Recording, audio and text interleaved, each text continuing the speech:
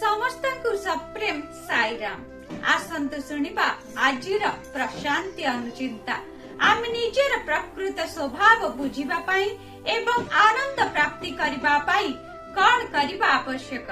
भगवान आजी प्रेमपूर्ण भावरे तीनोटी स्तर विशिष्ट प्रक्रिया माध्यमरे आमर मार्गदर्शन करिछन्ते।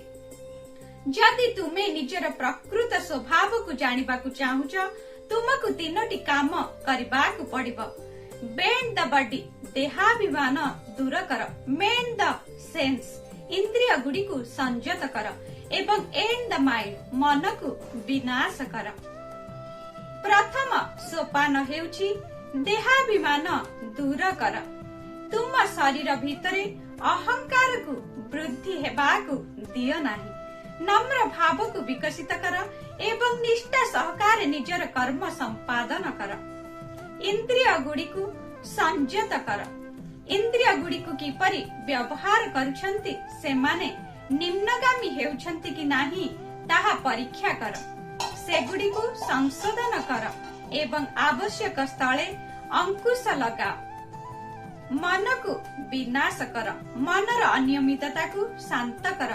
एहा किपरि करि हेबो? मन को कोनोसी भिन्न दिग को परिवर्तन करिबा द्वारा एहा संभव होई पारिबो। उदाहरण स्वरूप सेठारे गोटिए ताला एवं चाबी अछि। चाबीटी को बाम पार्श्व को मोड़िले ताला पड़िबो। जदि चाबीटी को डाहण पट को मोड़ा जाए ताहले तालाटी खोली जिवो। मनिष भितरे हृदय हेउछि ताला, मन हेउछि चाबी। मन को भगवान को आड़कू बुलाइले निरासक्त भाव विकसित हेबो। मन को संसार आड़कू बुलाइले हृदय रे आसक्ति भाव सृष्टि हेबो। एहिपरि उभय आसक्ति एवं निरासक्ति भाव मनर कार्य करिबा पद्धति उपरे निर्भर करे। मन को प्रकृति बा भौतिक जगत आड़कू निर्देशित कले निश्चित भावरे आसक्ति सृष्टि हेबो।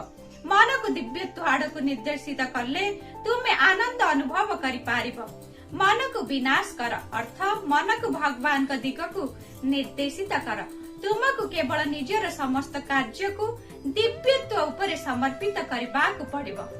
ताहेले सब किछि सहज एवं आनंदर उच्च होई जिवो। उक्त दिव्य संभाषणटी भगवान मे 6 तारिख 1988 मसीहारे समस्तଙ୍କୁ सूचाई देइथिले। कहिबार तात्पर्य भक्ति एवं समर्पण तुमको जेकोनोसी आपत्कालीन परिस्थिति रे प्रचुर साहस जोगाई देव। जय साईराम।